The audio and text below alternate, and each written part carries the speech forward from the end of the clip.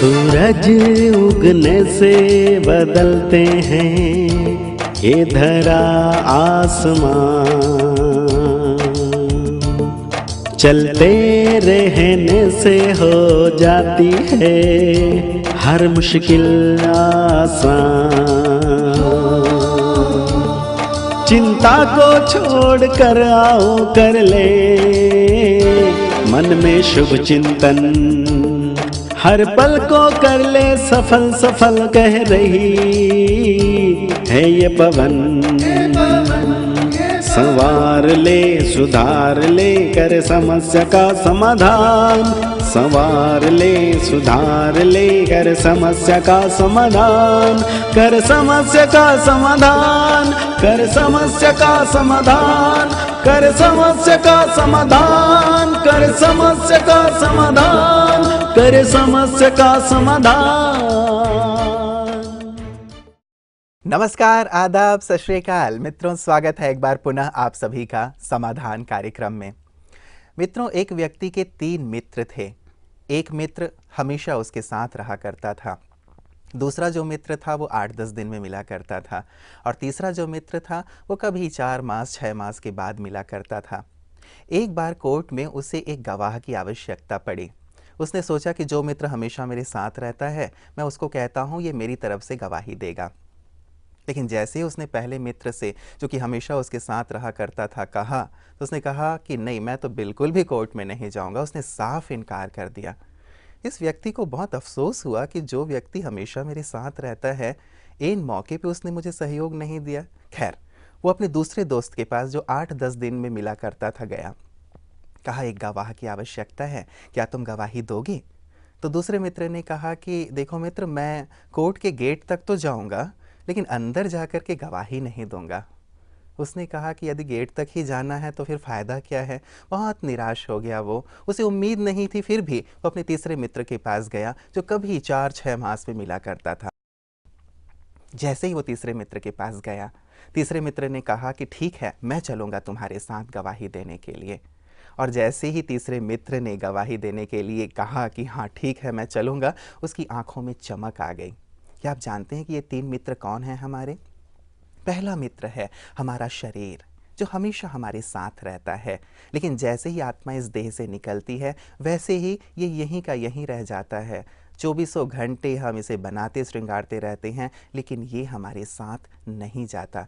दूसरा जो मित्र है वो है हमारे मित्र संबंधी, जो हमें केवल शमशान घाट तक ही छोड़ते हैं, उससे आगे नहीं जाते। यदि आप कहें भी कि आ जाओ, मुझे डर लग रहा है, कोई मेरे साथ चलो, तो शायद कोई भी नहीं जाएगा और सभी वहाँ से भाग खड़े होंगे। लेकिन जो तीसरा मित्र है जो हमारे साथ चलता है वो है हमारे पुण्य कर्म, हमारे श्रेष्ठ कर्म। यही हमारे साथ चलते हैं मित्रों, और शायद इसी की ओर हम ध्यान नहीं देते हैं। हम सारे जीवन भाग दौड़ में लगे रहते हैं, धन कमाने में लगे रहते हैं, लेकिन पुण्य कर्म कर लें, अपने आने वाले समय के लिए कुछ जमा कर लें, शायद इस विषय पे नहीं सोचते। लेकिन अब जो सहयोग बैंक शुरू किया गया है, ये सहयोग बैंक निश्चित रूप से आपके साथ साथ इस जीवन में तो रहेगा ही, अगले जीवन तक भी साथ चलेगा और परमात्मा के दर में आप सिर उठा करके जा पाएंगे। आइए इन्हीं सुंदर विचारों के साथ, बातों के साथ आज की कड़ी की शुरुआत करते हैं और भ्राता जी का अभिनंदन करते हैं। भ्राता जी, आपका बहुत बहुत स्वागत है। Thank you. इन 3 मित्रों के बारे में क्या कहेंगे भ्राता जी? बिल्कुल, देखिए, देह को मनुष्य ने अपना सच्चा मित्र मान लिया क्योंकि वो सदा साथ रहता है। जैसा कहानी में आ गया कि उसने भी सोचा कि जो सदा साथ रहता है वो तो मुझे साथ देगा ही। लेकिन ये देह बात अंत तक की नहीं, कईयों को अब भी साथ नहीं दे रहा है। देह है लेकिन उन्हें देह को खींचना पड़ रहा है, देह उन्हें कष्ट दे रहा है, देह की बीमारियां उनके सुख चैन को छीन रही हैं। दूसरी बात हुई, देह को अपना सच्चा मित्र मानते मानते मनुष्य देह के भान में आ गया, जिसको बॉडी कॉन्शियसनेस कहते हैं। वो देह को ही देखता है, देह के लिए समय देता है, इसका श्रृंगार करता है। सारा दिन खाना पीना भी तो इसी के लिए हो रहा है। खैर, वो तो जरूरी भी है, लेकिन कॉन्शियसनेस बॉडी की हो गई। ये व्यक्ति सुंदर है, ये बहुत अच्छा है, मैं सुंदर नहीं हूँ, या मैं सुंदर हूँ, ये सुंदर नहीं है।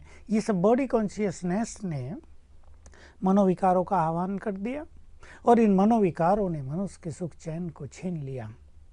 तो वास्तव में बॉडी हमारा सच्चा मित्र है, पर बॉडी कॉन्शियसनेस नहीं। तो हम बॉडी को तो संभालें, लेकिन बॉडी कॉन्शियसनेस को न बढ़ने दें। बॉडी तो ऐसा है जैसे हमारे वस्त्र हैं, हमें पहनने हैं, ठंड हो रही है, हम वस्त्र क्यों नहीं पहनेंगे गर्म। बॉडी तो ऐसा है, ध्यान अवश्य रखें, लेकिन इसकी ही कॉन्शियसनेस में आने से देखिए ये बॉडी भौतिक है तो भौतिकता की ओर आकर्षण होता है। तो बॉडी कॉन्शियसनेस मनुष्य को लीड करता है मैटेरियलिज्म की तरफ, और ये मैटेरियलिज्म ले जाती है उसे मनोविकारों के गर्त में। तो हमें इसको अपना सच्चा मित्र नहीं मान लेना चाहिए, ये हमारा साथी है। सच्चा मित्र तो कोई और है। दूसरी चीज जो थी मित्र संबंधी, नेचुरली हम परिवारों में रहते हैं, वो हमारे प्रियजन हैं। बस ये है कि हम अपने प्रियजनों को कुछ देने की भावना रखें। जहाँ एक्सपेक्ट हम उनको कुछ करने लगते हैं तो वो भी हमारा साथ छोड़ जाते हैं। ये प्रैक्टिकल में देखा जाता है। बहुत प्रिय बच्चे माँ का साथ छोड़ देते हैं, अपनी मनमानी करते हैं, माँ को रोता हुआ छोड़ देते हैं। तो जिनसे हम बहुत प्यार करते हैं, मैं तो आजकल ये देख रहा हूँ संसार में उनसे ही ज़्यादा कष्ट हो रहा है। वो प्यार एवर लास्टिंग नहीं हुआ है, स्थायी नहीं हुआ है, नातों में दरारें आती जाती हैं, तो वो भी हमारे सच्चे मित्र नहीं हैं। पुण्य कर्म वास्तव में संबंधों में रहते हुए हम पुण्य करें। जैसे मैंने कहा, हम देने लगें, प्यार भी दें, सम्मान भी दें, सहयोग भी दें, अपनापन भी दें, उनसे भी हमें यही कुछ मिले, इसकी कामना छोड़ दें, तो हमारा जीवन बहुत सुखी होगा। पुण्य की पूंजी हम अवश्य बढ़ाएं, और इसके लिए हमें कुछ चीज़ें ध्यान रखनी चाहिए कि हमें दूसरों को सुख देना है, सभी के मन को पीसफुल और हैप्पी रखने में कोऑपरेट करना है। बहुत बड़ी चीज़ हो गई आजकल।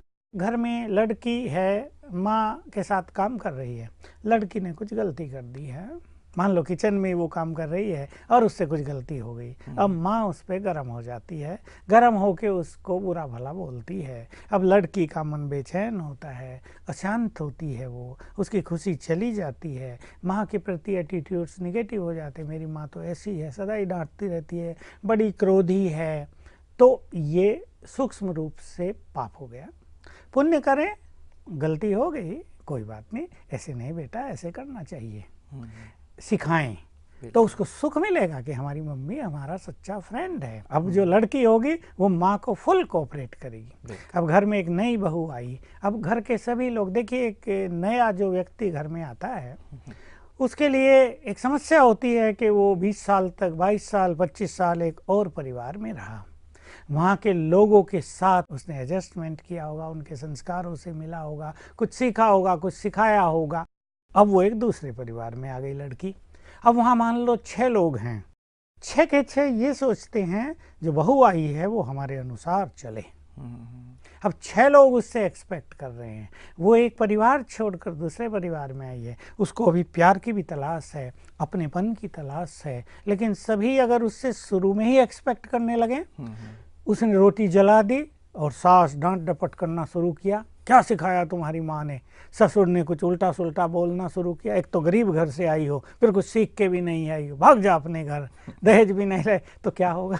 जी। उसका मन डिस्टर्ब होगा। वो भी एक घर से दूसरे घर में अभी 2-4 दिन उसको हुए। प्यार देना, अपनापन देना, सिखाना, ये पुण्य है। अब वो जो बहू है अगर उसको सास सिखाएगी, प्यार देगी, तो वो रोज पैर दबाएगी सास के, उसे कुछ नहीं करने देगी कि मैं सारा काम करूंगी, तुम बैठोगे। मतलब प्यार से ही सारा काम हो सकता है, जैसा हम सोचते हैं कि डांट फटकार से और यही पुण्य है जी। लोग पुण्य सोचते हैं तीर्थों पे चले जाना, ब्राह्मणों को कुछ दान दक्षिणा कर देना, कुछ खिला पिला देना, वो तो बहुत छोटा है। परिवार में एक दूसरों को सुख देना, दूसरे की चिंताएं ले लेना, उन्हें अच्छी गाइडेंस दे देना, उन्हें अच्छी अच्छी चीज सिखाना, अपनापन देना, ये बहुत बड़ा पुण्य है। इसलिए पुण्य की परिभाषा जो भगवान ने की है वो ये है, दूसरों को सुख और सहयोग देना, ये सबसे बड़ा पुण्य है। इसलिए भगवान के महावाक्य हैं, जो आत्माएं सुखदायी हैं, दूसरों को सुख देती हैं, वो मुझे बहुत प्रिय हैं। जी जी जी। बहुत सुंदर। चलिए सभी इस प्रकार से पुण्य करना प्रारंभ करेंगे। और आपने बहुत अच्छी बात कही है, शुरुआत अपने घर से करें।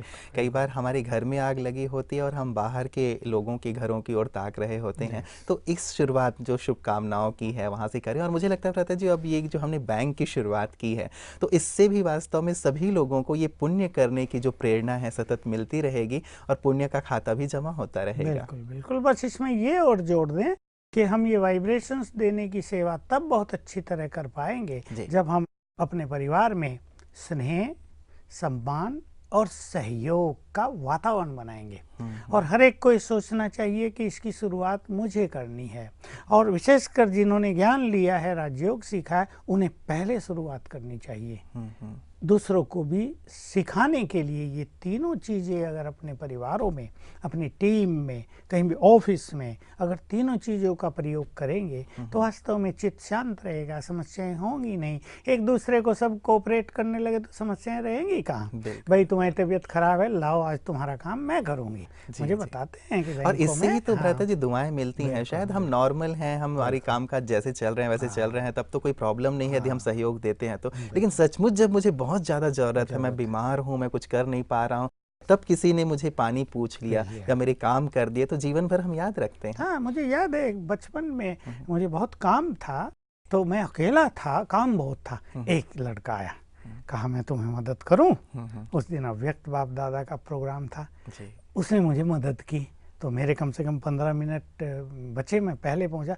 आज तक उसके लिए मेरे मन में प्यार है। समय पर हम किसी को कोऑपरेट कर दें तो दुआएं, प्यार, पुण्य ये सब ऑटोमेटिकली मिलने लगते हैं, होने लगते हैं। इसको सबको अपने परिवार में, अपने जीवन में बढ़ाना है। बिल्कुल भ्राता जी, ये योग तो हम कर ही रहे हैं, शुभकामनाएं हम दे ही रहे हैं, लेकिन आपने बहुत अच्छी बात कही है कि यदि हमारे पास कुछ सुंदर धारणाएं होंगी तो शायद हम जो वाइब्रेशन देने की सेवा कर रहे हैं वो कहीं ज़्यादा अच्छी तरह से हम कर पाएंगे। अन्यथा तो कई बार ये होता है कि मान लीजिए हम योग भी कर रहे हैं, दूसरों को अच्छी शुभकामनाएं दे रहे हैं और साथ साथ गुस्सा भी कर रहे हैं, तो कहने वाले भी कहेंगे कि शांति का दान भी करते हो और गुस्सा भी करते हो। तो हमारे तमाम दर्शक अपने पूरे जीवन में भी, अपनी दिनचर्या में भी किन धारणाओं पर विशेष ध्यान दें ताकि ये जो हम योगदान कर रहे हैं, सकाश दे रहे हैं, शुभकामनाएं दे रहे हैं, इसमें ज्यादा से ज्यादा सफलता प्राप्त। यही बात जो आपने कही, जो व्यक्ति सारा दिन शांत रहेगा, शांत माना ये नहीं कि चुप रहना, शांत माना जिसका मन शांत रहेगा, क्रोध नहीं होगा, कि छोटी छोटी बात में वो इरिटेट नहीं होगा, प्रेम से बात करेगा, मुस्कुराएगा, तो जब वो शांति के वाइब्रेशन संसार को देगा तो बहुत प्रभावकारी होंगे। और वही बात कि सवेरे से खुद ही अशांत थे और बैठ गए जी 6 बज गए, अब तो मुझे संसार को शांति का दान देना है, तो लोग कहेंगे पहले अपने को ही दे लो। यानी उसकी शांति के वाइब्रेशंस उससे बाहर निकलेंगे ही नहीं अगर वो योग अभ्यास करते। लेकिन हम चाहेंगे कि बैठें जरूर भ्राता जी, कम से कम विचार तो आएगा कि मुझे। इसी बात पर मैं आ रहा था। शांति के वाइब्रेशंस जब देंगे तो धीरे धीरे अपना चित्त भी शांत होगा। भक्ति में भी ये बात कही गई है और करते हैं लोग कि जिस चीज की कमी हो उसका दान करो। भाई घर में बरकत नहीं होती, धन धान नहीं आता है, अच्छा ठहरता नहीं है, तो बर्तनों का दान करो, धन का थोड़ा थोड़ा गरीबों को दान कर दो, अन्न का दान कर दो, तो वो बढ़ने लगेगा। ये बिल्कुल एक सुंदर चीज़ है कि मान लो हमारा चित्त शांत नहीं भी रहता, हमें क्रोध भी आता है, तो हम शांति का दान संसार को दें तो सबसे पहले वो शांति के वाइब्रेशंस हमारे ब्रेन में पहुंचेंगे और उसको शांत करेंगे, क्रोध को शांत करेंगे, चित्त को निर्मल करेंगे। इसलिए ये काम करना ही है। तो एक तो सारा दिन शांत रहना, अपने को कहीं भी डिस्टर्ब न करें। दूसरा, अपने व्यवहार में प्रेम भाव बहुत बढ़ाए रखें। और अगर इसमें भी जोड़ लें आत्मिक भाव, सब आत्माएं हैं, भगवान के बच्चे हैं। मैं सभी गृहस्थ वालों को ये बात बहुत सिखाता हूँ कि आप अपने घर में बैठ जाइए शांत में।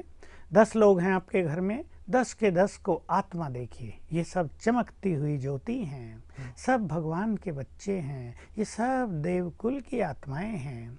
हमारा घर देवकुल की आत्माओं से श्रृंगारित है, सब देवकुल के, कितनी अच्छी आत्माएं। और आप देखो 2 मिनट ये करने के बाद घर के वाइब्रेशंस कितने आकर्षक होते हैं। तो ये सबको करना चाहिए। तो पहला, शांति में जीवन, क्रोध नहीं। क्रोध से जैसे हमारा नाता ही नहीं है, हमारे बोल सबके दिलों को जीतने वाले हों, हमारे बोल महावाक्य बन जाएं। जैसे भगवान के महावाक्य गीता के रूप में आ गए, उनको लोग वाक्य नहीं कहते, महावाक्य कहते हैं। ऐसे ही हमारे बोल भी महावाक्य बन जाएंगे अगर हमारे अंदर शुभ भावनाएं भरी होंगी, बहुत मिठास भरा होगा। तीसरी चीज हम धारण करें, बहुत सरलता, सहज भाव से, इजी नेचर हमारी हो जाए, सॉफ्ट एंड स्वीट। तो जितने हम इजी होते हैं हमारा मन उतना ही कम भटकता है। एकाग्रता के लिए ये इजीनेस बहुत बहुत इम्पोर्टेंट चीज़ है, सरल स्वभाव। और चौथी बात, सभी ध्यान रखें अपने जीवन में, संतुष्ट आत्मा, इच्छाओं के गुलाम नहीं। ये नहीं ये इच्छा हुई और वो पूरी नहीं हुई तो मन असंतुष्ट हो गया। कभी कभी मनुष्य, एक देखिए सोचने की बात है, एक कन्या है, वो 20 साल की है, उसे एक इच्छा हुई कि मेरी सखी ने ऐसा स्वेटर पहना हुआ है, बहुत सुंदर, आजकल बहुत अच्छे अच्छे मिलते हैं। मम्मी को कहती है मुझे भी ऐसा चाहिए। अब मान लो उनके पास बजट नहीं है, पैसा नहीं है, वो कहती है कि बेटा अभी तो नहीं, थोड़ा बाद में कर लेंगे।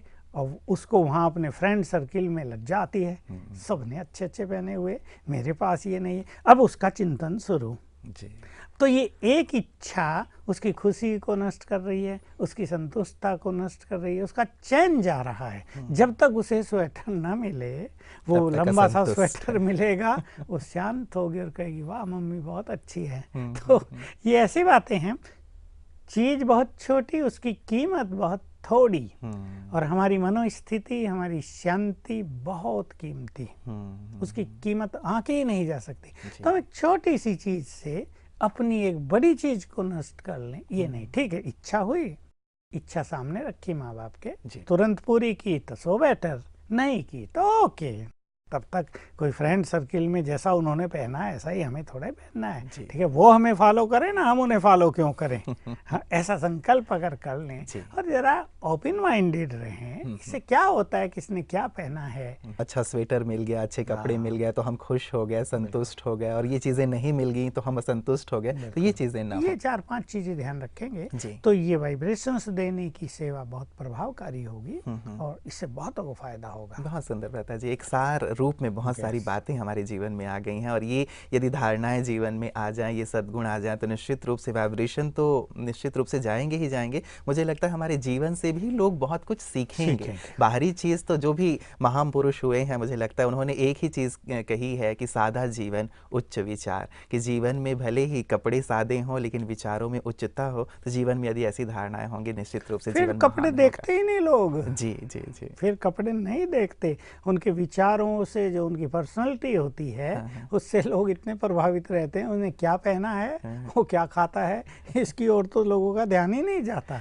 उसके विचारों की ही प्रशंसा होती है चारों ओर। बिल्कुल बिल्कुल। प्रता जी, हमारे बहुत सारे दर्शकों ने लंबे समय से उनकी मांग रही है कि मेडिटेशन के विषय पे जरूर प्रकाश डाला जाए। अब हम लोगों ने जो बैंक भी खोला है उसमें भी हमें योग ही करना है, और साथ ही लगातार हम राजयोग की चर्चा करते आ रहे हैं। हमारी हर समस्या का जो समाधान है राजयोग के माध्यम से ही प्राप्त होता है। तो मेडिटेशन को लोग बहुत गहराई से समझना चाहते हैं। किसी भी चीज का महत्व यदि मनुष्य के ख्यालों में रहता है तो उसके लिए वो समय भी देता है जी, उसका ध्यान भी उस ओर जाता है और वो बहुत कीनली उसका अभ्यास भी करता है। मान लो एक बीमारी है किसी को और डॉक्टर कह दे कि 3 दिन तुम ये गोली खा लेना, मान लो ये कह दे हर घंटे खानी, तुम्हें ये होम्योपैथी गोली है हर घंटे में खाना, और तुम 3 दिन में बिल्कुल ठीक हो जाओगे, तो वो व्यक्ति रात को जाग जाग कर भी खाएगा, होगा ना, क्योंकि उसको उसका महत्व तो पता चल गया कि मुझे जो बहुत तकलीफ हो रही है, मैं वीक हो रही हूँ या मैं अपने काम ही ठीक से नहीं कर पाता हूँ,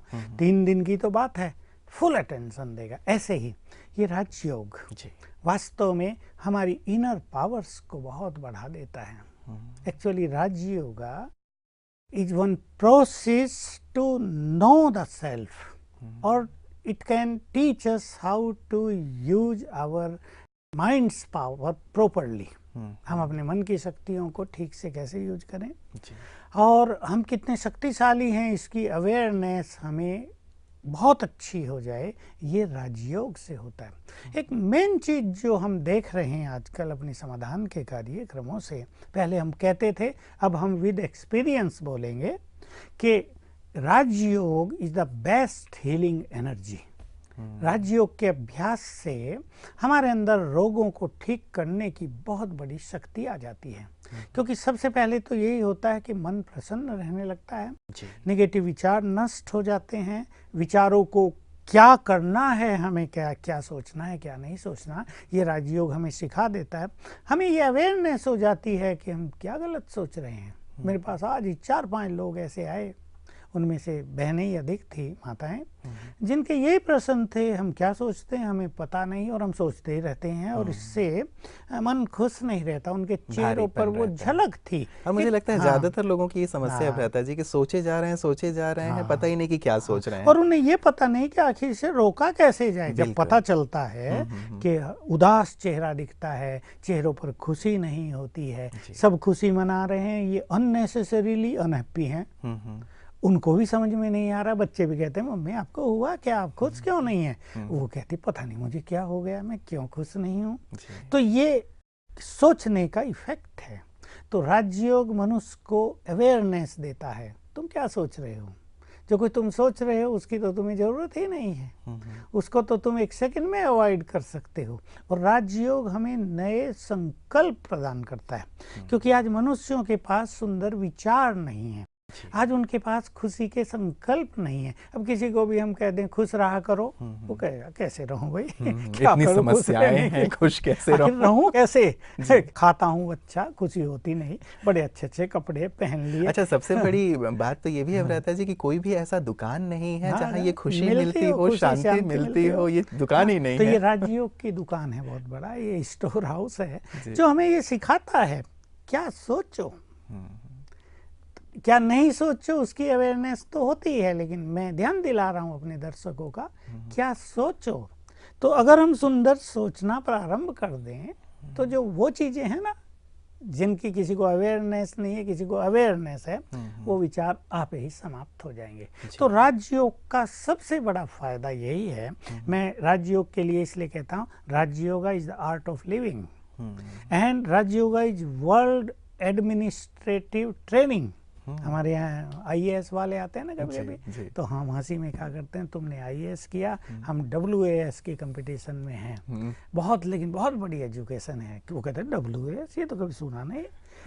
IAS, IRS, IES बहुत सारे हैं, इंडियन सर्विस के IPS, पर ये WAS, मैंने कहा यह वर्ल्ड एडमिनिस्ट्रेटिव सर्विस, ये भगवान ही सिखा रहा है। विश्व को कंट्रोल करने की ट्रेनिंग, उसकी पावर राजयोग से आती है। तो ये आर्ट ऑफ लिविंग भी है, बहुत बड़ी चीज है। लोग आर्ट ऑफ लिविंग की अनेक चीजें आजकल भी सिखा रहे हैं भारत में। वो कुछ प्राणायाम सिखाते हैं, कुछ थोड़ी थोड़ी अच्छी बातें सिखाते हैं, वो भी अच्छा है।